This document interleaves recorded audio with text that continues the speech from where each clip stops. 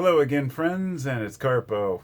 Welcome to the new year. Today I'm going to talk a little bit about prepping and something historically, I started my channel back in 2011, and I made a lot of videos talking about, well, it was 2010, but I didn't really start using it till like early mid 2011, and was uploading videos about prepping and things that I think people should have, like batteries on hand, gas, a generator, all these basic basic needs that people really don't think much about until it's too late.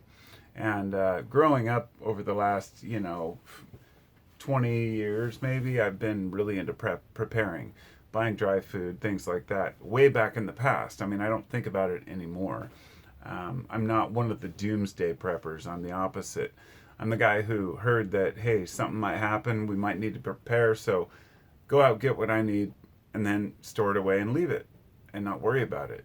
I'm not continuously building ammo and food and, bunkers. It doesn't matter because you never know what's going to happen. Could be a solar flare taking down the grid, or it could be some major weather issue, a huge earthquake here in the Northwest. I don't even think about it much, except to make sure that things that I do have I are things that I could benefit from, that I'm not lugging around a bunch. I'm not a big, guns and ammo guy, but I do know how to protect myself. But amidst all this and all the people I've talked to about, preparing for anything and making sure you have basic supplies, at least to take care of your family. If you're an individual, do what you want to do. But people talk about food, water, purifiers, all this, but they often forget one of the most important things, which is a first aid kit. And I'll be honest, it's hard and expensive to build a first aid kit, and I do not have a sufficient first aid kit to what I might need.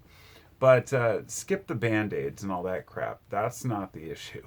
Having Band-Aids is great, but really having compresses and hot and cold packs, things like that, can actually save your life in a major crisis. So let's say, theoretically, there's a major catastrophe and there is no medical help available, and you slip and you completely gash yourself with a knife, like all the way down your arm or your leg, and it's a huge wound, and there's nobody that's going to be able to come out and help you. What do you do about it? I've done this before with my hand. One time I ran a chisel. I was chiseling a stick like this. Stupid. I was like, 19 or something. It slipped and went whoosh, and I still have a big scar that went all the way across. I remember it just cut all the way down into my hand, like, a few inches into my palm this way, slid along the bone. And I showed my friend and he puked, literally puked. And I was like, what do? I don't have any insurance. And sure, I probably should have gone to the doctor, but I didn't. I taped it up and I waited, and it healed. And that was about all I could really do. And that's all a doctor would do except clean it out. And the truth is, a lot of the stuff that was in there surfaced. If you have a good immune system, your body can do amazing things to resist. But here, let me get to the point, which is the whole point of this video. Something that I bought maybe 2 or 3 years ago that I've never, mentioned, but I was cleaning my garage. I'm sitting in my guitar shop here. I finally got it organized enough to sit back here. I was going through my first aid stuff, looking for a Band-Aid, and I found this. And this is a disposable skin stapler. So on the back, it'll say disposable skin stapler. It shows you, how to hold it, and then to clamp it around the wound, and then to move on to the next wound. There's 35 staples in it. So if you, say, made a nice long gash in yourself, you could use 10 staples and still have 2/3 of them left. Not that it matters. I mean, the amount of money this could save somebody, and trouble and time and health in an emergency or a pinch, could be well worth its weight in gold. And you might want to buy 2 or 3 of them. They weren't that expensive. But there's 35 staples in each one. All you do is you hold it with a pair of forceps or tweezers, whatever you've got, and then you clamp it over there and you move on to the next one. It's basically the same as any old school stapler. like you would use, but they are medically, hermetically sealed and medical grade. And I think this is something that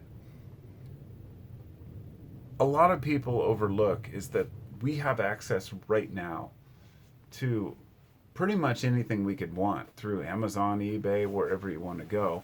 I think I got those on Amazon for maybe $15 or something. I don't even remember, but it wasn't that much. I wouldn't have paid more than that for them. But just to be able to have on hand the things that you might need in a pinch. You can take them camping, hiking. I mean, if you're on the Pacific Crest Trail, even hiking today, it's not like you're going to be able to call somebody in to like sew you up right away. If you don't know how to do it yourself, you're going to be in trouble. So whether you're a person who wants to prepare or a person who's accident prone, maybe have one of those on hand and look into it. So that's all. Just wanted to talk to you about a skin stapler and say I hope you never have to use it. Peace out.